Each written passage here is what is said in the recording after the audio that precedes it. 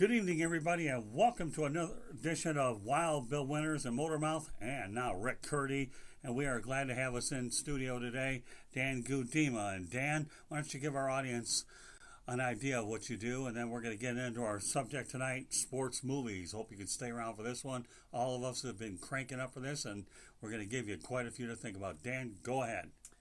Just briefly, I'm a writer, speaker, and I'm also an entrepreneur. I'm a partner in the largest dating event company in the country, which of course is not happening right now. And I'm also involved in a large wine app, so I'm a technology guy in the end. That's my background, but I'm also a writer. I've also written a couple screenplays. I'm actually a screenplay writer wannabe as well, and that's my background. And you like writing books, right? I've written 5 books, 5 technology books, 5 internet marketing, startup related. Everything in my kind of world is about startups. I run a startup pitch event, Right. And I've also, like I said, I've written 2 screenplays. I'm working on 2 novels over the years. I've written several hundred blog articles. I'm a writer. Underneath it all. You know that. Right, and I actually met Dan over at a networking event in West Palm Beach, and we're in the process of discussing some projects that we'll get into as they start to come forward. Well, guys, this is a subject that we've all wanted to talk about. Bill Winters, I know you were chomping at the bit to do it last Wednesday, but guess what? You got a lot of people. We're going to have a lot of movies. And with that said, sports movies is the theme tonight. Since Bill Winters was so gung-ho to do it, he gets to lead off. Mr. Winters, you got 20. Go for it. Number 1, Seabiscuit, one of my all-time favorites. Great one.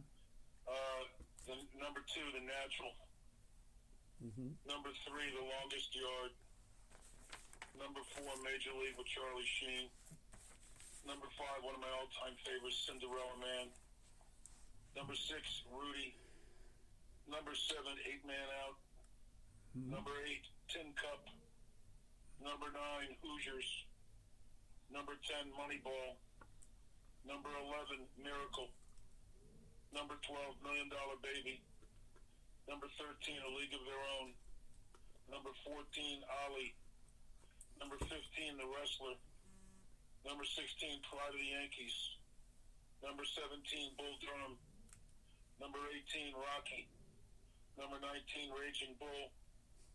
And number 20, The Way Back, which just made the list with Ben Affleck.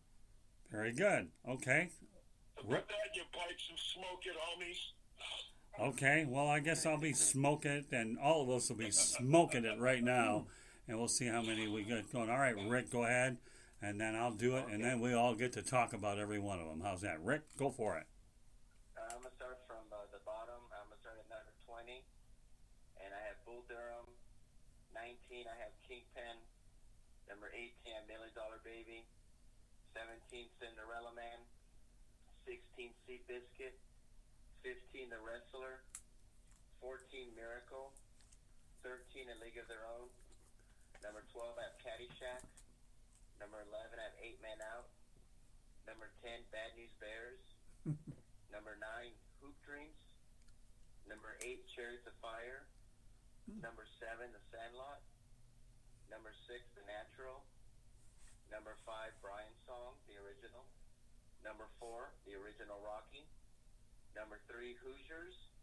Number 2, Raging Bull. And number 1, Pride of the Yankees. Well, people have called me a raging bull, but I didn't put that on the list. So, and you guys know it real well. I can be a raging bull. But, meanwhile, I also went to a school called the University of South Florida Bulls, so there's definitely a bullish connection. So with my list, I'm going to start from the top and work my way to the bottom. I'm going to lead it off with Hoosiers, Gene Hackman. I can't tell you how many times I watched that movie. Rocky 1 is number 2. Rocky 4 is number 3. Bull Durham, gotta like that one. How about the replacements with Gene Hackman? That's a good one. Bad News Bears, Dodgeball, Seabiscuit, Field of Dreams, Secretariat number 10. 11, I have The Karate Kid. 12, Miracle. 13, Rudy. 14, We Are Marshall. 15, Ali. 16, Mr. Baseball with Tom Selleck and his playing with the Yankees and going to Japan. 17, Sandlot, where the kid loses his dad's baseball and a bunch of dogs don't quite like him. And one that nobody would think about, but this was something I really enjoyed, was Gus, the kicking mule that used to kick field goals. Of course. I'm sure a lot of offenses could use that. Yeah, I told you. It was, number 19 is Brian's song, and number 20, The Natural. All right, Dan, we've given you a lot to work But with. you guys all missed one I know of. Okay. I think it's Rebound. Is it called Rebound? Is a bad comedy me. movie? Yeah.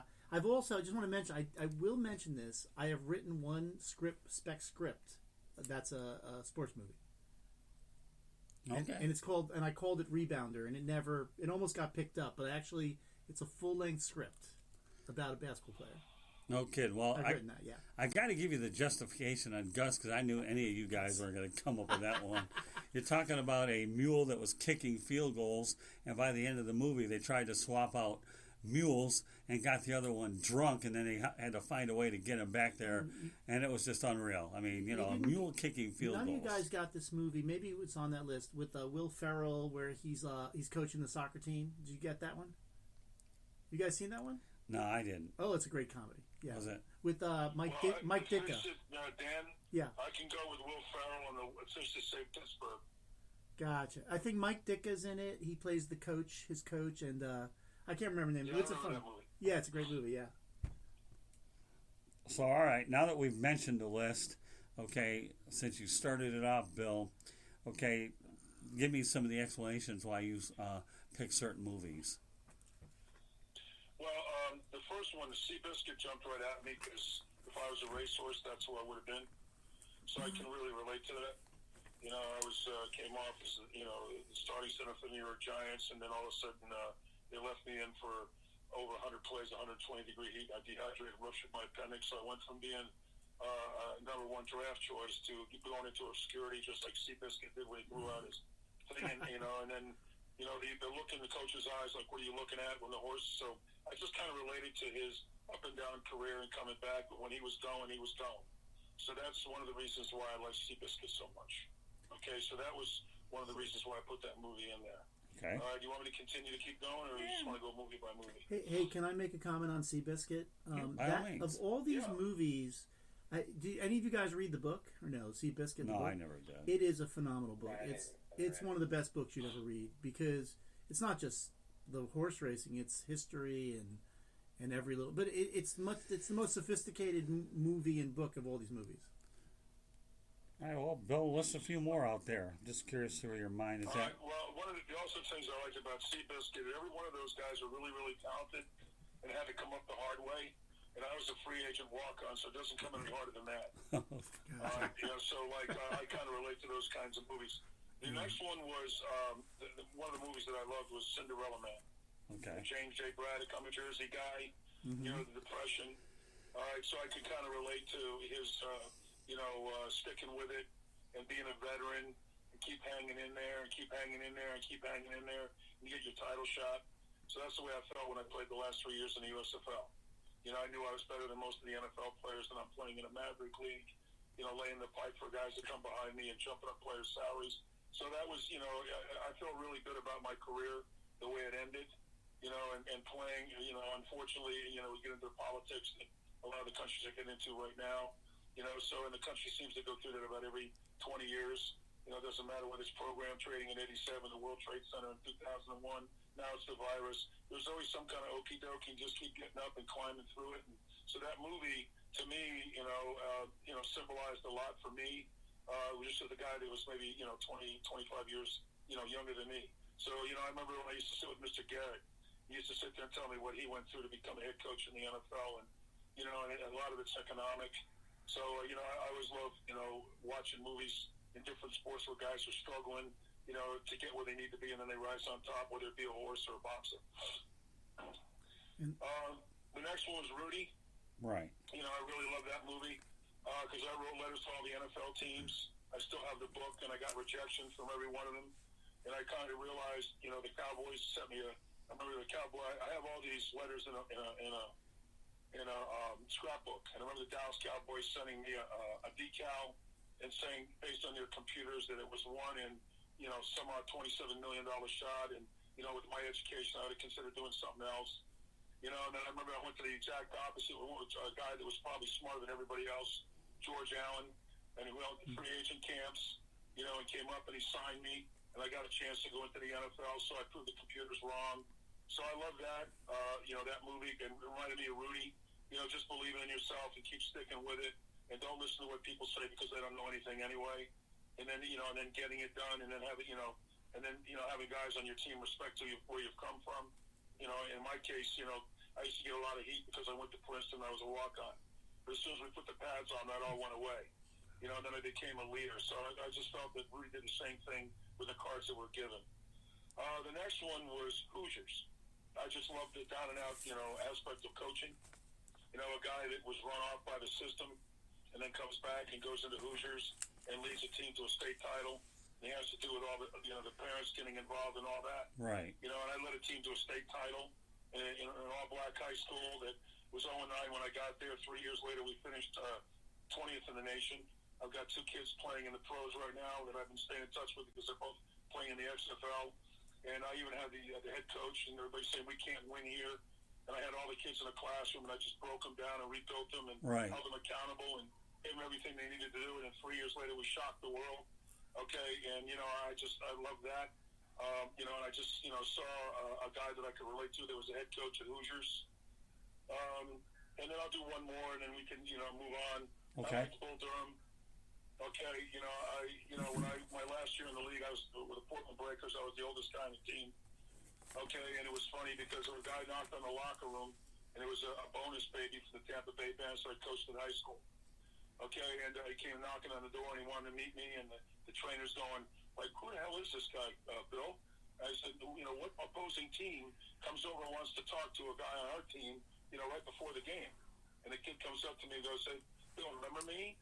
And I went, he goes, Harry. I went, what? Harry Flaherty. I went, Harry, holy smokes, man, have you grown up? Okay, and it was just so fun. So I can relate to Bull Durham and Kevin Costner. Plus, I worked as an actor out in California, and I had a woman walk up to me and basically tell me I'm going to make you a movie star. You know, she started out with Kevin Costner, so, you know, until he got big.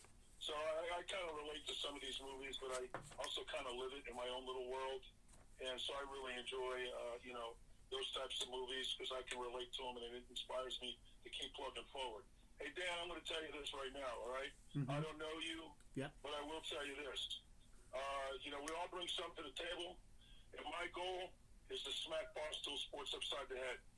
Those clowns got sold for $500 million. They're not even in our league. Wow. Okay, and that's just so I know you're a software guy and Rick is a Twitter guy. I just believe that I'm the guy out on the point, the Dirty Harry, the guy that's been in a lot of different roles. And, you know, I'm a little bit of an anomaly, but I've been in the room. I've been in the room with Donald Trump. I've been in the room with a lot of people. So, you know, sports has really given me an opportunity to develop a platform, and I'm kind of excited where we can go. I also love to write. Mm-hmm. Okay, I wrote a book from the outhouse to the penthouse to somewhere in between. You know, I did the Hollywood scene, and we'll talk about it later because we want to stick to the mantra of movies. But the reason I talked about those few movies is I can really relate them to my own life because, you know, I kind of lived it and can kind of put myself in their position. And, you know, I get a kick out of seeing guys do it that were either older than me or animals or whatever because it's the same old thing. Just keep chopping wood and you'll catch a break and then make the most of it. Hey, where are you from in New Jersey? I grew up in a little town called Tinton Falls. Right on exit 109 in the Garden State. Tinton. I grew up in There used to be a town called New Shrewsbury, but we got a post office that changed the name to Tinton Falls. I grew up in Parsippany in Morris County.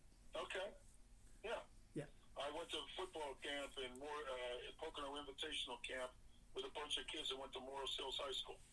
Gotcha, I used to have to clean the pool all the time, and the kids that were my bunkmates were all from Morris Hills in the Parsippany area and all that. So, you know, Jersey boys can kind of relate. Bruce Springsteen grew up about 5 miles from me in Freehold, New Jersey. Oh, yeah, I know the area. To when he was a kid, yeah. So the way you make it out of Jersey is either get in the weight room, you're a boxer, or you're a musician.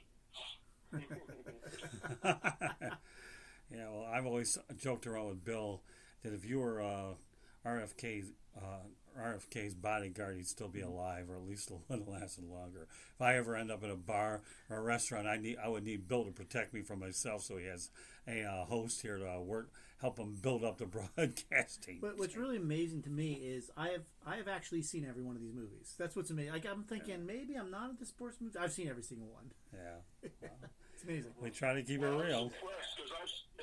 I've seen all my movies too that I put on the list, but I was really shocked at some of the movies that I just didn't even should have put on the list that I thought was exceptional. Right. You know, with some of the guys that you put on there. I thought about the Bad News Bears. I just passed on that because it was too young and all that. But I thought that was great. The replacements. I just forgot about that movie, and it should be in there without a doubt. Yeah. Caddyshack's a classic. So there's some real good movies out there that I should have put on my list that I didn't. I can remember one movie that I saw. It's with a guy that's on a show on HBO. What's Curb Your Enthusiasm? Of course, yeah. I forget the guy's name, but he plays a coach. Okay, a basketball coach, and he's really down and out, and he goes and coaches. Sort of like this movie that's oh right yeah, now, it just came out, right? It just came out, right? Yeah, I love that movie. I can't remember the name of the movie. I tried to find it, I couldn't find it, but that was one of the movies I stuck out at. That I really liked.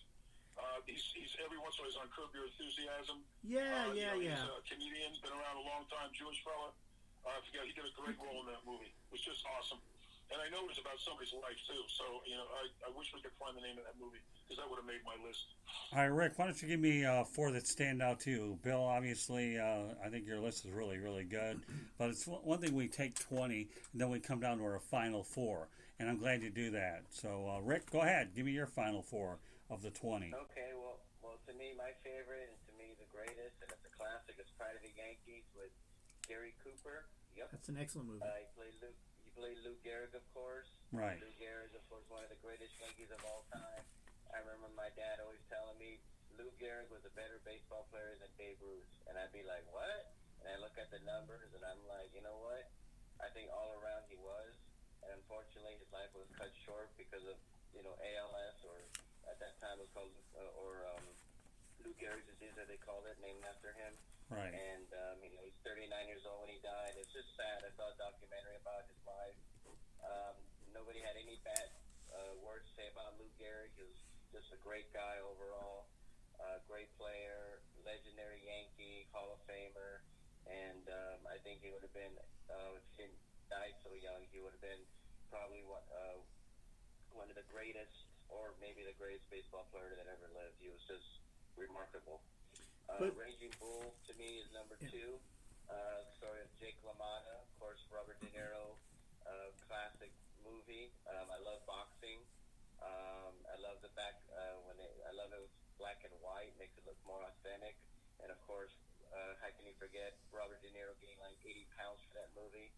And it's a classic movie. He's terrific in it. It's one of the greatest movies of all time, in my opinion. Of course, I have Hoosiers with Gene Hackman. That's a classic as well. I love it. Old school basketball back in the day. State of Indiana, Hoosiers, wins the state title. It's a great movie. It's a classic. To me, it's my favorite basketball movie of all time. There's a lot of great ones, but Hoosiers is my favorite basketball movie. Number 4, Rocky, of course. I love Rocky because he's the underdog. We all root for the underdog. I feel like I'm an underdog. He was a nobody. He was like a has-been. Nobody, even his own trainer just called him a bum the whole time. And then you get this great opportunity to fight the heavyweight champion, who was so arrogant and just thought, oh, this guy's like a tomato can. I'll plow right through him and blah, blah, blah. And of course, we all know what happened. And it's a classic. And so, I love Rocky. But I do like Rocky 4 as well. And number 5, I have Brian's song. Oh, you're trying to slip a 5th one in there. Oh, look at you. Curti, you do that a lot. When I used to give this guy, I got to tell you a funny story about Rick Curti, okay? I give him a Mount Rushmore, but I don't think that history would ever tell him that it's only 4. But he likes to stretch it a little bit. So, all right, but for the heck of it, you want to put Brian's song in there? I tell him Mount Rushmore it's 4, but he decides to just slip that 5th one in there. Okay, go ahead. Yeah, I love Brian's song. I like Rocky. Rocky's the best one, but I have my guilty pleasure Rocky 4, even though it's pretty crazy movie. But I have Brian's song, about Gale Sayers or Brian Piccolo. Right. Brian Piccolo died so young, became great teammates, and of course Gale Sayers is in the Hall of Fame. Yeah. True story, just like Raging Bull and Pride of the Yankees. And so those are my top five. Those are, to me, the best top five sports movies of all time. To me, in my opinion, I love them. They're classic. That's okay. Over and over and over again. So those are my top five right there. Hey, as far as Pride of the Yankees, I mean, one of the things you didn't mention is Pride of the Yankees. Isn't Babe Ruth starring in the movie? I mean, there's a lot of famous baseball players in the movie too, as far as I remember, right? Yeah, absolutely. He's in it too. So, like I said, it's a classic movie. It's, it's just, Gary Cooper, and like I said, just a classic. And I remember Lou Gehrig doing that speech. Today I'm considered, the luckiest man on the face of the earth. That's what got me, a lot into sports when I saw that, because it was just so emotional. Nobody at the time knew, what he had. They just knew he was sick and he couldn't play anymore. And unfortunately, it was something that still to this day has no cure. And so it's just very sad to see someone that great just retire so early. And to me, I think if he played another probably another 5 years or so, he could have been probably the greatest baseball player that ever lived. So have you heard this? I've seen some. Having two kids and being locked up in front of the TV, and I only really watch documentaries. I've seen many documentaries. There was one really good one on Lou Gehrig. I don't know if you guys have seen this, but they actually went back and researched, and there were like 10 incidents of him being knocked unconscious in his 20s. He either was hit by the ball and knocked unconscious. He had a very common thing where he would he would always try to ram the catcher in home base, and they would ram him, and he was knocked unconscious. In the paper, 10 times it was listed. Head injury. That's crazy. Yeah, over his career. Yeah, I saw a documentary about him where they found these lost letters that he wrote, and it was really sad because he was so optimistic. He was like, "Hey, I think I'm beating this. I feel great. I put on some weight," and when they have doctors read it, and they're just like, "Yeah, he's deteriorating really badly," and he was just hoping he would do better and get well. And unfortunately, of course, there's no cure. So, like I said, it's just sad. To me, he was a great baseball player, and like I said, you don't ever hear anyone say anything bad about him or anything like that. He was just a good guy, a great teammate, and him and Babe Ruth to me are the greatest combo in all of sports. So, it's just a classic. I fell in love with that movie. I saw when I was like I think I was in high school, and I rented it, and my dad told me about it, and I'm a huge Lou Gehrig fan, still am, and that movie stuck with me all through my life, so it's a great movie. All right, let me go over to my list, and I'm just going to throw a couple movies out there, even off the list, just for the sake of discussion. Bill, how do I not like Hoosiers? Anytime you can, I don't care if it's fictional or not fictional, although that was really basically a movie related to reality. But when you talk about building these guys, breaking them down, building them up, that was one line that stood out. But another one that's two other lines, what I say when it comes to this basketball team is the law, absolutely and without discussion. And let's see what hand I've been dealt. Those are three things that you really can nail on. You know what I'm saying, Bill? In terms of authority. He's telling you, I'm in charge and that's it. You don't like it, hit the road. I'm going to play with 4, 5, 6 guys. Doesn't matter. It's my way or the highway. And it took them a little while to absorb, but everybody bought into it. But I always wonder myself, let's see what hand I've been dealt. And if I believe in something, what I say is the law. And breaking somebody down, building them back up, that's a great way to see progress. But it's hard to do that with a lot of people, especially the millennials, because they don't frankly care anyways. Now, Rocky 1, Rick, I'm going to go with you there because, again, you have a prohibitive underdog that the trainer didn't think of. And and then he turns out to be a guy that you had to take seriously. Granted, Stallone wrote the whole thing out, but it would lead to the Rocky 4 scenario where Paulie's saying, he's not getting killed, he's getting mad. How many times do you think that you're up against the rope and all of a sudden you get mad and that brings the best out of you? I didn't put Rocky 4 on the list. I'm going to give you some of my oddities here. Replacements, of course, was good because you're dealing with scabs. And if anybody can appreciate that, Bill, you definitely could. Because, there was a time where the NFL's union did get broken because they brought in the replacement players. And Joe Montana and a lot of these other guys broke the picket line because those 16-game checks evaporate really quick. Now, I'm a really big junkie when it comes to horse racing movies. There's no question that Seabiscuit was on my list. That's why I put it in my top 20. But what about Secretariat? Have you ever seen a more dominating horse than that?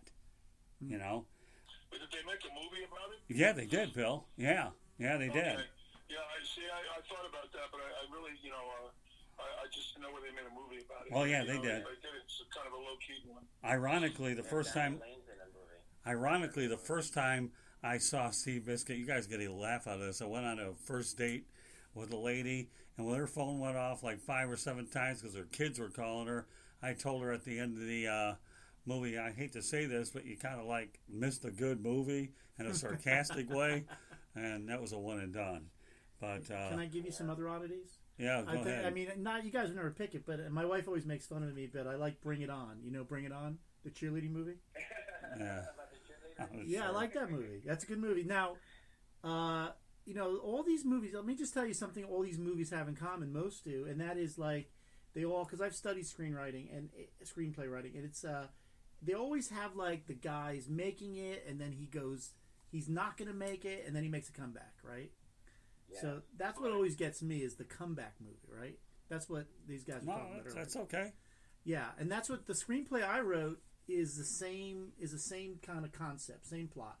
Guy who's down and out, and he makes a comeback. That was always interesting to me. All right, and a few other ones on my list. I had Jim Donnan on the broadcast a few weeks ago, the former University of Georgia Marshall coach. Who wouldn't like We Are Marshall? I mean, here's a program that got devastated and then came back, and then Jim Donnan was one of the best coaches, won a championship with them. If you are a junkie for tearjerkers, We Are Marshall is definitely one. And a few other ones that stood out, and I talk about oddities now. Dodgeball, okay, is one of them. I gotta love Gus the Kicking Mule. I really, really, really do. And of course, the Karate Kid and Dodgeball. I bet you watched that one with Bucky and Boots. No, I know. I was waiting for the Bucky and Boots reference. No, I don't know how many cats I went through before I got this. I was waiting for Winters to bring in my cats. So. What's the name of it? White Men Can't Jump? And he sent me pictures of your cats, too. I was like, what in the world is this? These two clowns like to go ahead and give me a hard time about my cats. Oh, come on. Hey, listen, some of the fights that these guys, Bucky and Boots, are much better than UFC in some boxing matches. If you saw these two in action, my poor Candy, she don't like it, but, it is what it is. She's a really nice woman that don't like to see her boys fight, but, boy, they really bring it on. But, but when you talk about unique movies, I'm talking about the Karate Kid. Karate movies don't get a lot of attention. Dodgeball doesn't get a lot of attention. And... You hit a 3 on that one. You hit a 3 on that one, point guard. Oh, yeah, that's fine. Okay, he calls me the point guard. But I gotta love Gus, man. A kicking mule. He reminded me of Tom Dempsey with the square foot because you have a horse with a square hoof. I remember that square foot, yeah. Would you like the Adam Vinatieri of his time? Yeah, I don't know. Tom Dempsey recently died of the COVID-19, but I'll tell you, Gus...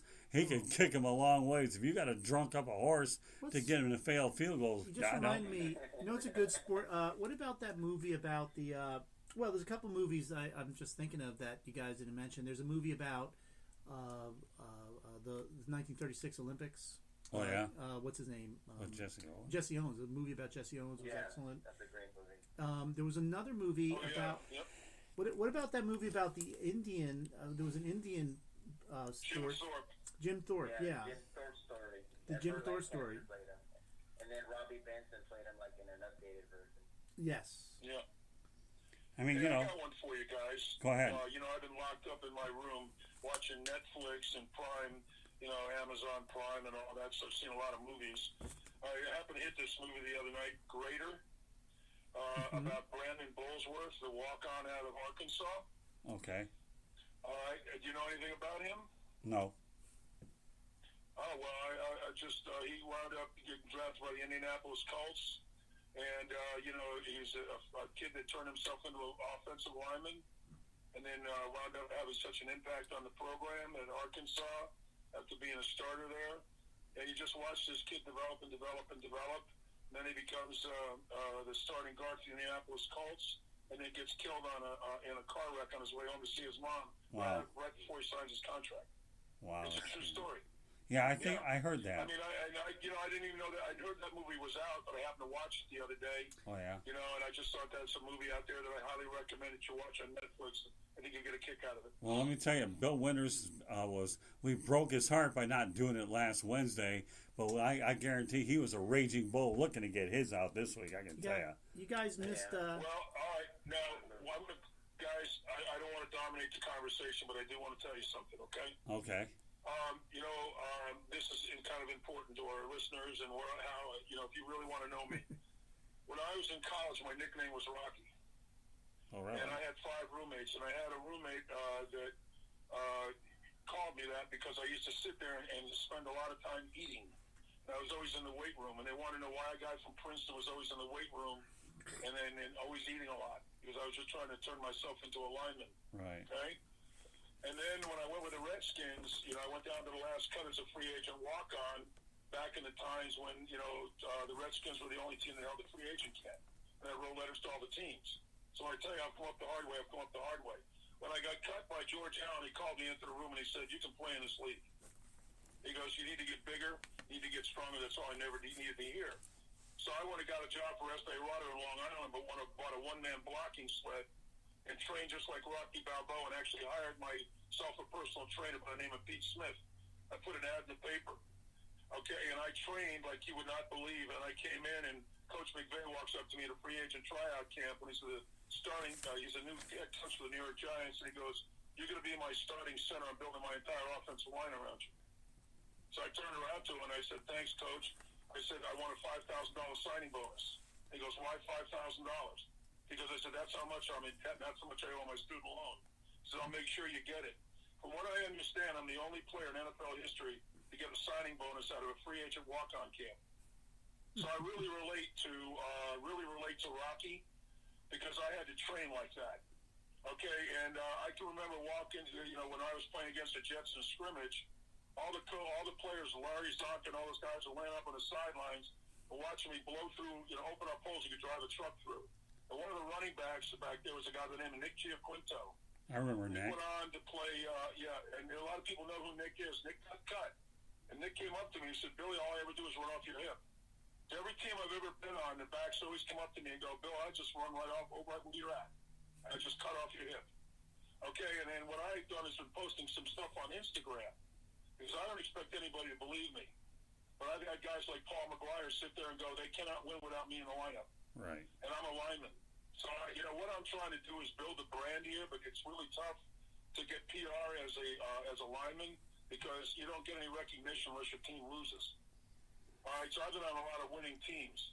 So I really relate to the Rocky movie. Right. And I wanted to call that out because I found it highly ironic that I was living in some guy's basement and I was training working for Estee Lauder, and getting up in the morning and training and training at Hofstra University in the afternoon. Lou Michaels used to sit in his office when he's head coach of the Jets.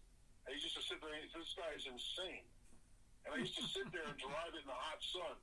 And when I came into the Giants training camp, I was the best conditioned athlete on that team. But I was also 285 and everybody else was 250, 260. So I was ahead of the yield curve. And I always joke around with Scott and Rick that I'm like one of those 1960 astronauts that used to shit into space. They didn't believe in hydrating players back then. The Giants had a weight room, but they had a universal, somebody stole the pins. And I'm sitting here going, so I was like the first prototype of what you see today. And then I watched the installation of AstroTurf and the pass blocking rules. So I was just one of those guys that just continued to work at his craft and became really, really good. But what's really funny is I look at these guys now that are number one draft choices, that are getting $50 to $60 million. They run 5.2, 5.3 40s. I ran a 5 flat at 285. I bench pressed 225, 24 times. I was benching at 27, 28. The put me on the leg press machine. I kept pressing it, and I did like 20 reps at 1,200 pounds. The coach was looking at me like, they've never seen anything like this. So I kind of laughed because over time, people have taken what we used to do, okay, and they capitalize on it now because they understand that they can turn guys into linemen. So and I could play them all: center, guard, tackle, tight end, snapper, punts, and field goals, third string quarterback, wedge on kickoff team. So after a while, when you go through a training camp and you learn, and you go through it after a year or two, there's a hell of a leap. After you've been, if you go through 1 year of ball or 2 years of ball, you kind of understand how good you are and where you're at. And I was also one of these guys who negotiated his own contracts. I was sitting there and I would just sit there and not say anything. And I had owners and general managers, talking to me, and they used to hate me because I would sign 1 year deals with no options. Then I would log all most of the minutes. Okay, and at the end of the season, I'd ask for my pay raise, and I won like 72% of my games. And you watch the film, and we're running off right tackle all the time. All right, so run up the middle wherever I'm at. And I really take a lot of pride in that, but it's really tough for people to understand that. But one of the things that I kind of like is this is my Rocky Six. And I'm taking you guys along with me. And I'm arrogant enough to tell you that because I've watched what's going on out there. Okay, and with the evolution of social technology and all this other stuff, and there's a reason for why God does the things he does. Right. And I just truly believe that we're onto something, but we bring a unique platform, the four of us. Right. Some of the other guys that do these shows, from fantasy to software developments to writers to movie moguls, the guys that try to bring baseball to Charlotte, to some warhorse that's been, doing baseball and sports broadcasting for a lot of time. And I'm really looking forward to the challenge because that's what the key to life is all about. Oh, yeah. It's not about a bunch of money. It's about going after a goal. So I just wanted to let you know that Rocky movie meant an awful lot to me, and I just thought it highly ironic that, it also was coming out when I was doing all that. And I had a nickname like that in college, and it's always been a sort of source of motivation for me when I think about the heart of a guy to go do some things. Well, so I appreciate you allowing me to pontificate. Oh, you're welcome, Bill. Thanks for telling this story. I got to tell you something about Rocky, though. When one of my grandfathers was alive, he died in '77. He was alive to see the first Rocky, and he really loved it. Number one. Now, I want to take four of my movies for a moment and relate them to bucket list types of things. Candy and I went over to the Hoosiers gym. We were running. We got to that area, about an hour before it closed. But that's something I plan to go back to in Hoosiers gym. That's not item number one. Bull Durham is definitely a bucket list thing. We've toured the Duke campus. Well, I'd love to see a game over in Durham, even though they've obviously built a brand new stadium. But you want to talk about a bucket list, go out to the Field of Dreams site out in Iowa. I think they were actually planning to play a game there with the White Sox this year. Who knows if that'll happen. And then the other bucket list item I have is we are Marshall in West Virginia. Especially more so that I got Jim Donnan on the broadcast. Because you know what? If you really want to get into something that you're passionate about movies-wise, why not be able to take some pictures, go to a particular area, which certainly ranks up there. And, there's a lot of things you can do, but I did, and I'm pretty sure that where my sister-in-law and my brother-in-law Todd Marie and my nephew PJ live out in Racine, Wisconsin, it's only a 4 or 5 hour drive, so that's an easy day trip if you get up there early in the morning, and that's something that's inevitable. We definitely are going back to the Hoosiers gym, and I'd love to see a baseball game in Durham, even though that area is known for Duke. And again, the other one that I talked about, you think about Marshall, Bull Durham, Hoosiers, and the other one I just mentioned, let's go back again. You got Hoosiers, you got Bull Durham, you've got Field of Dreams and Marshall. Those are great. So if anybody out there in our audience has a bucket list of a place you want to go based on top movies, I'm sure you can come up with a few. What about you, Dan? A bucket list of places I want to go from. Well, not so much a bucket list. I mean, I went because I went to University of Maryland. I don't have a lot of desire to ever go to Duke. Well, sure. We have a bunch of names for them. Yeah, the old ACC times back then. We had a nickname. We had a nickname for every team we hated, and you can imagine what it was. Oh, that's all right. But North Carolina, imagine how it is over here. Oh yeah. Hey Dan. Yeah. Dan, you remember the Baltimore Stars used to play at the University of Maryland? Sure, that sounds familiar. Yeah, Baltimore Stars. Yeah. Yeah, we played there. that stadium. I love the University of Maryland. I remember when I broke in with the Redskins, we had an offensive guard who I became good friends with that was from the University of Maryland. And and I have some friends of mine, J.D. Marvell. He went to the University of Maryland. I become friends with him on Facebook, and he's funny as heck. So University of Maryland, I honestly believe they're on the upswing too in college sports. Absolutely. I can remember back in the days of their basketball teams were really good. God rest Lenny Bias and all that, but with the head coach of the basketball, what was his name? The head coach of the University of Maryland. Was it Lefty Driesell? Lefty Driesell? Yeah, Lefty Driesell. Yeah. Lefty. I grew up, watching the Terps play basketball. So yeah, I love the Terps. I should add another bucket list of this thing. How about Miracle? I'd love to go to Lake Placid, New York. In fact, my colleague George Eichhorn was actually at the gold medal game, and he ended up filing a report when I was working in a station. It was unbelievable and surreal. So, you talk about Lake Placid, New York. That would be a place I'd love to go. I used to go to Giant Stadium because I'm from from North Jersey, but I just remember something about Giant Stadium, just the vision. My father's a civil engineer, and we spent some time in one of the booths at that stadium. I'm not sure if today it's still state of the art because this is 30 years ago, but there was not one obstructed seat in Giant Stadium. Just the way the stadium was built. The Meadowlands? Meadowlands, yeah.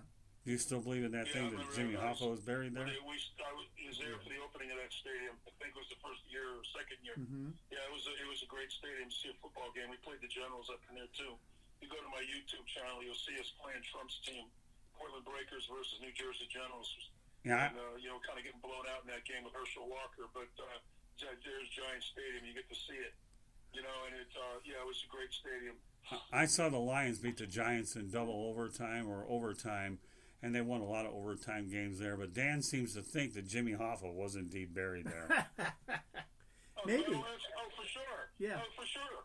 Yeah. About the 20-yard line. But yet while they were digging it up, everybody wanted to find out whether he was, and they didn't have the guts to really look at the 20-yard line. So what do we call it? The mystique is still there. And just from New Jersey. I'm not from necessarily a special town, but you just don't ask certain questions in New Jersey. Just leave it there. Just let it go. Oh, trust me, I was a lifeguard in Long Branch. Okay, I worked for Chelsea Pool and Baby when I was a kid.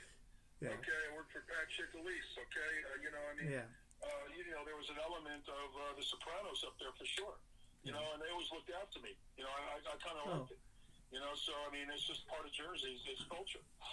So yeah, I will mention. So I was saying to you guys that I had written a screenplay. It took me a year or two of my life on and off, and it's called Rebounder. And in that movie, I had become obsessed originally with the City College of New York basketball team. You guys ever heard of that scandal? In the 50s, they took money. Point shaving scandal. Yeah, gambling. Right? For gambling. So my script is about the same thing, and it happens to be Princeton. My script is about Princeton and a point shaving scheme. Not the whole team, but a player. One That's movie, my movie I wrote that I have recorded, I haven't seen yet, but you guys can all relate, would be Cobb. Cobb, yeah, Cobb. I would. Good movie. Yeah, great. Oh, wow. That's a three-pointer from half court there, Scotty. There you go. That one, yeah. I've got it recorded. Didn't put it on the list. I'm going to watch it, but I'm going to give it honorable mention. Okay, guys. I have another one. What about Slapshot? Yeah, I thought about that. Sometimes you have some really good hockey movies, and if you want to go that, Mighty Ducks is a very interesting one too. Yeah, Slapshot. Yeah. Yep. Mighty Ducks. Hey, this is a little bit of an oddball one. What's that? I don't know if we put this one on. I think Rick mentioned it. The Wrestler with Mickey Rourke. Oh yeah, I think that's a great movie. That's a very good movie. Yeah. What's really funny about that is, first of all, I know Mickey really well. Bruce Springsteen. I actually called Mickey when he was getting ready to go on to one of those shows.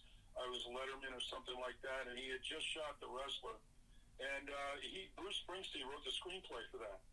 So I happened to just call Mickey, and Mickey said, "Billy, how you doing?" Because I used to see him at Gold's Gym, and I used to hang out with him every once in a while. And what happened was he says, "Hey, turn the TV on. I'm going on Letterman or whatever show." And what's really funny is he was down and out, and he was flat broke. And I said to Mickey, "Mickey, just hang in there, man. You got that look. You're Mickey Rourke." And then so all of a sudden he gets an envelope in the mail. Okay, gets followed up by a phone call. And it's Bruce Springsteen on the phone line. And he goes, hey, Mickey, this is Bruce. And Mickey goes, Bruce who? He goes, Bruce Springsteen, nitwit. And he goes, oh. He goes, I said, you get my packet? And he goes, yeah, and inside was a nice check and also the movie, the soundtrack for that movie. Well, needless to say, that resurrected Mickey's career. But he did such a great job in that movie. I knew a lot of wrestlers. Okay, and it's a really hard life. Okay, and a lot of people don't understand that. And I just thought that movie was very realistic about what actually those wrestlers' life is like. Okay, you just don't hear about it at all. Yeah. So I thought that was something that I should bring into, that I did. Did you have that on your list, Rick? The wrestling? Yeah, I had. I thought you did. At number 15, it's a classic movie. Yeah. I love that movie. I love wrestling. When I saw Mickey Rourke as a wrestler, like nobody else could play this role because he has that beat up, rugged, been around for years, abusing himself. Look, and that's kind of like a journeyman wrestler. What he looks like, he's just all beat up. He's barfly on steroids. Yeah, That's funny. And allegedly it's based on the life of Lex Luger. I heard that it was based on the life of Lex Luger. Oh, no, I know Lex. Lex was my backup. Lex was a teammate of mine with the Tampa Bay Bandits, also a teammate of mine with the Montreal Alouettes. I know Lex Luger probably better than anybody. It had nothing to do with Lex. All right, let me go back to the diamond That's from Charlotte coming out of you. Yeah. I know a lot about wrestling, Rick. I won't dominate the show about it. I've known them all. Ric Flair, I know Hulk Hogan, Randy Macho, I know them all. They wanted me to be a wrestler back in the day. I actually met George the Animal Steele and sat down and considered doing that. But I passed on it because of the lifestyle. All right, let me bring Tom Selleck into the equation. Okay, this is a very interesting one. I did my homework on Tom. And first of all, I'm going to go back a little bit of time when I was like 18 years old, 19. My friend Gus Panelinas, who lives in Clearwater Beach, won the Tom Selleck look-alike contest at the Clearwater Mall. Get this. That's when he, Selleck had the high road to China, I think it was. Again. Mm-hmm. Now, what's interesting is Tom is 75 years old, born in Detroit, certainly wears the Tiger hat real well. Gus wore the Tiger's hat real well, and you can tell that when he won that I told him, you got to get involved with it. I don't think I'm going to win. I said, listen, Gus, if you don't, I'm going to embarrass the living daylights out of you back home when I was dealing with the Highland House, who were really close friends at this restaurant. Either you're going to get involved with this contest, or I'm going to make you look so bad home that he said, you wouldn't do that, would you, Scoop? I said, you better believe I would. So he goes out there and actually has the same type of shirt that Selleck had. Now, when I look at Selleck, because he's done a lot of baseball movies, but he wears the Yankees uniform and then goes to Japan, and then these Japanese are whipping him up into shape, giving him a taste of, sushi versus Coney Islands, for crying out loud, that the difference between the Japanese game and the American game is unreal. So every time I tend to think of Selleck, I think of my buddy Gus Panelinas, and, but Tom's done a great job in his acting career. He's very steady, and I just think that when we talk about baseball in Japan versus the United States, it's a different animal. They'll wear their pitchers out like you wouldn't believe, and they have some good players. So, They're respectful of the game as well. Oh, they sure are, aren't they, Rick? They sure are. So, any closing thoughts on movies before we close out the broadcast to let everybody talk about what they represent? Lead off, Phil. For where we can find us on social media. Not yet. No. Let's talk about movies real quick that you want to add for another minute or two. Then we'll give everybody their props. All right. Well, I think we pretty much covered a lot of movies. One of my favorites is The Longest Yard. I like that one. That's a classic. I like the old version with Burt Reynolds. Right. I knew Burt. Burt was an owner. The Bandits. He used to come in the locker room. So we used to talk to him every once in a while. He's the one who got me into acting, actually. All right, so I kind of like that movie. So I think we pretty much covered all the movies. Some of these things I've kind of personalized more than I should have, but very often, it's kind of nice to let our audience know what really makes us tick moving forward. And I thought also Will Smith did a great movie, Part with Ali. Right. Oh yeah. That was really well done. So that's pretty much all I have to say. We pretty much covered, all the other games, or the movies out there that I think are worth talking about. Okay, Rick, you're up. Okay, well, one movie that I left off my list, and a lot of people are surprised I left off, probably be Field of Dreams. I actually don't like that movie at all. I kind of dislike it. Well, I mentioned it, but that's okay. Go ahead. The reason I can't stand that movie because they just totally got the whole Shoeless Joe Jackson character wrong. Okay, the real Shoeless Joe Jackson batted left-handed and threw right-handed. Ray Liotta batted right-handed and threw left-handed. After I saw that, I turned it off. I don't want to see it again. Okay. I just don't like movies like that. There's no consistency. The director to me just didn't care, and he just kind of insulted the audience like they wouldn't notice it. So I saw that movie at my brother-in-law's house when I was like 14, 15. My mom loves it. Everyone loves it. And when people play that movie, they're like, "Hey, I'll bet you like that movie." And I was like, "No, I actually hate it." So that's one movie I really can't stand. Okay, Dan. Did you guys mention 8 Men Out, right? Somewhere in there, 8 Men Out. You did. I didn't. But. You did. Yeah. So 8 Men Out. I say of all these, I'm a guess. I don't know if you guys picked up. I'm a little bit of an intellectual. So to me, 8 Men Out and what's the other one? The other horse movie. Well, I got Seabiscuit. Seabiscuit and 8 Men Out are just like they're like novels squished in a movie. They're both excellent. Okay, well, and like I've told, I think the one thing that we've all been consistent is when you have Miracle and then you have Rocky IV, the United States versus the Soviet Union. We all full well know that the U.S. boycotted the Olympics, and I had to pay the price because in '80 because I went to L.A. to see the Olympics, and the Russians didn't send their people. So you could appreciate the Cold War that the United States had with Russia. That one retaliated, you boycott ours, we're going to boycott yours. Then they had to put on that goodwill games just for the sake of giving these, athletes an opportunity to compete international. And I felt bad that Isaiah Thomas should have gotten. That was the year he was going to be in the Olympics, but never got that opportunity. So, when we talk about horses, we talk about different sports that don't get a lot of recognition, like a dodgeball, like horse racing, like karate. These are just different types of movies that I'm glad that they're able to go out there and, it doesn't have to be the big four sports, but what about some of the other ones that don't get the respect as Rodney Dangerfield did? They don't get any respect in my eyes, okay? And then to have a mule kick field goals, I tell you what, Bill Winters will never let me hear the end of this one, I know. I haven't heard the end of Bucky and Boots for a while. Now he's going to wonder if he's going to call me a mule next because in his years of playing football, I'll go back to Gus being the mule version of Tom Dempsey with the square foot.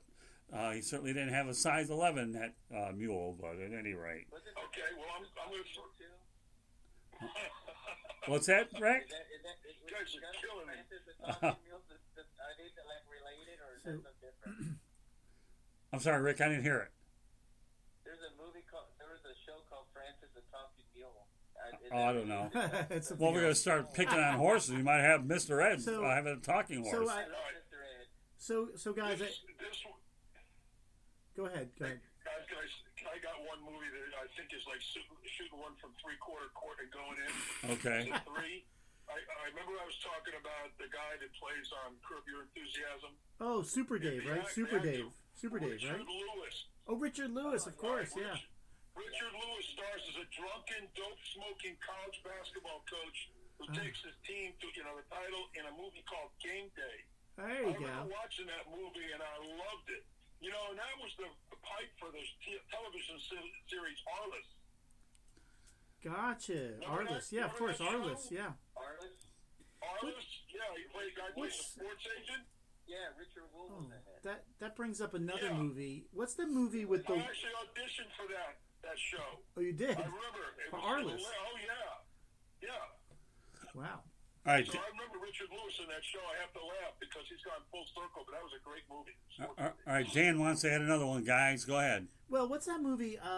It was a TV show, but it was based on a movie. The white guy that's in charge of the black team. Do you guys remember that? The White Shadow. The White Shadow. Oh, the White Shadow. That was my nickname. That was my nickname in high school. Yeah. I coached an all-black high high school. Right. One of the kids came in one day and called me the White Shadow. Yeah, that wasn't a movie, though.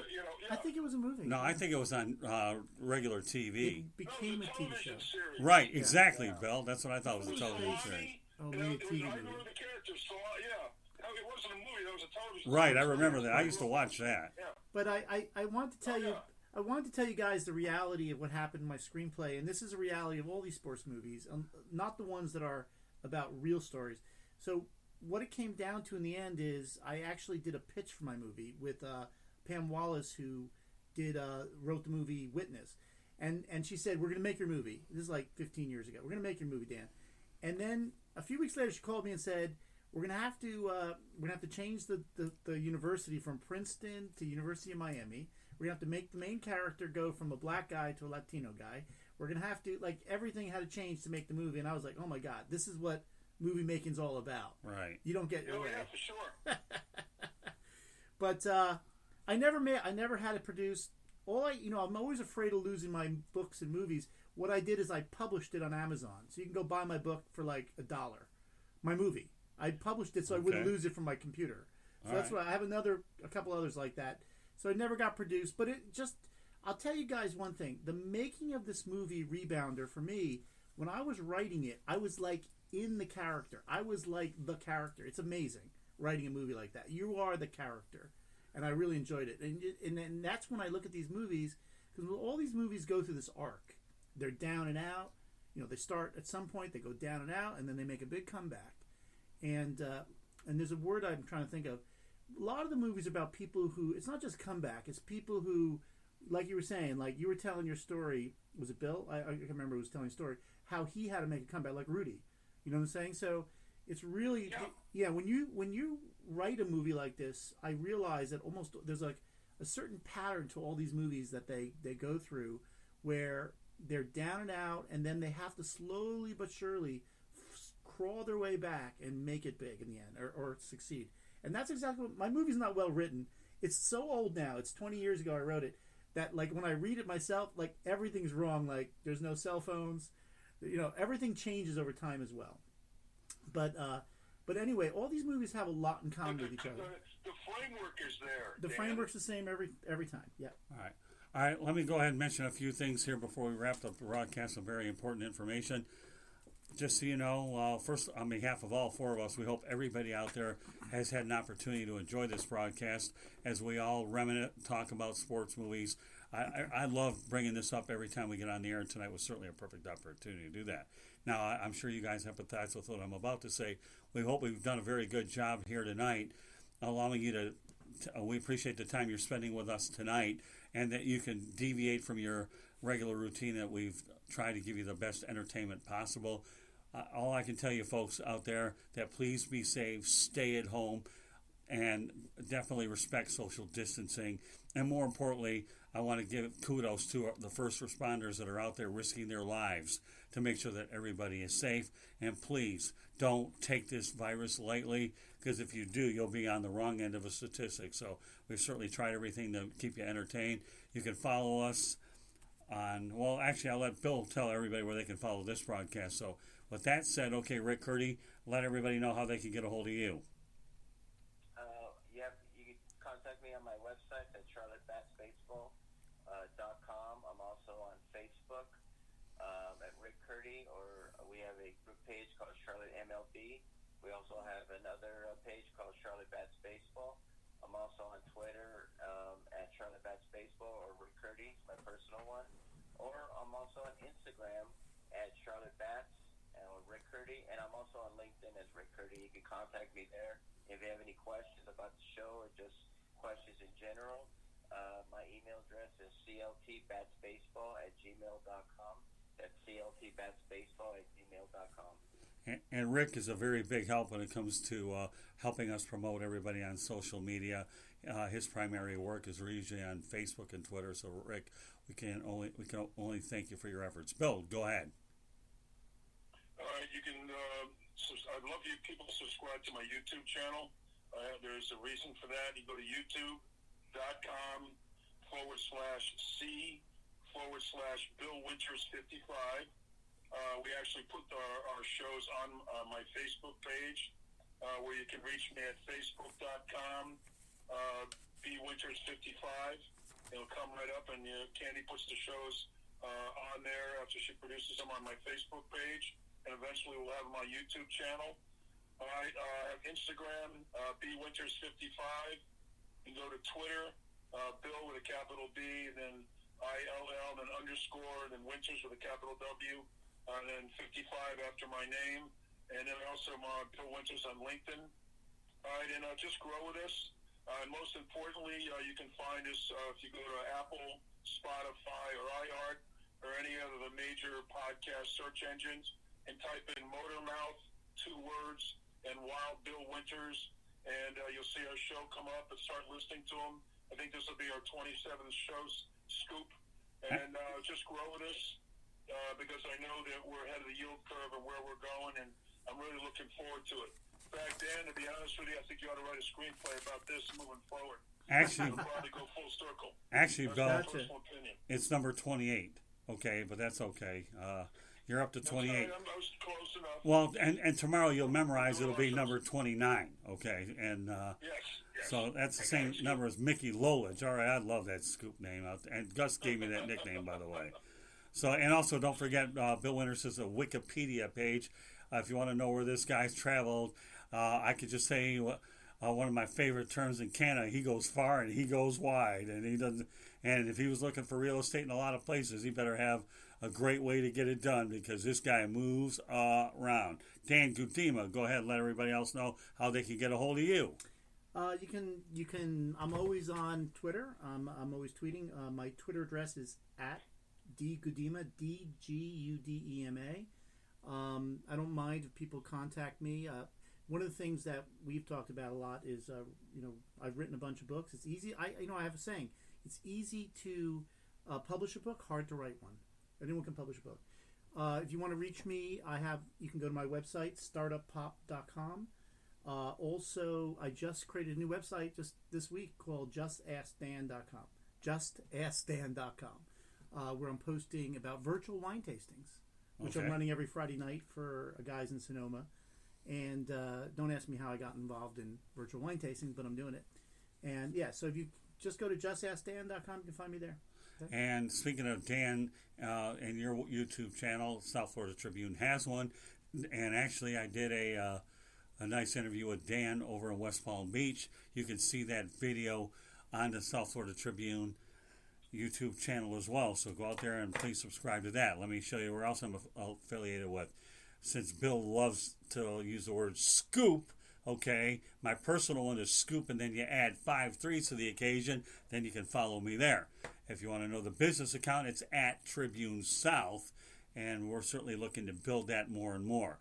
I mentioned the YouTube channel.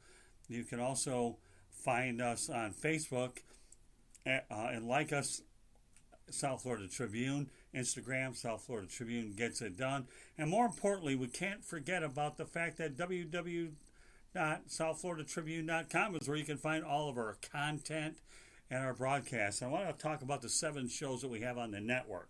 The Sports Exchange, the South Florida Tribune podcast, which Dan and I are going to be doing shortly to talk about startups. And we also have Motorman and Rude Dog, Motormouth and Wild Bill Winters, this broadcast. The Real and the Rare with Xavier McKnight, Fantasy Football with myself and Ryan Skolrud, and another show that's starting to pick up some steam is 108 Stitches Baseball Talk with David Levin. So, we try to keep it. We have a nice variety of broadcasts, and we're looking forward to now bringing more people in here as a guest co-host like Dan Gudema has been, and I'm sure he'll be in here more often as we continue to work on numerous projects together. So, on behalf of Rick Curti, Bill Winters, Dan Gudema, this is Scott Morganroth wishing you guys a great evening, and we will see you tomorrow night on Motormouth and Wild Bill Winters when we talk about top headlines. Good night, everybody, and have yourself a great night. And once again, please be safe and don't take any chances. It's not worth it. Good night, everybody.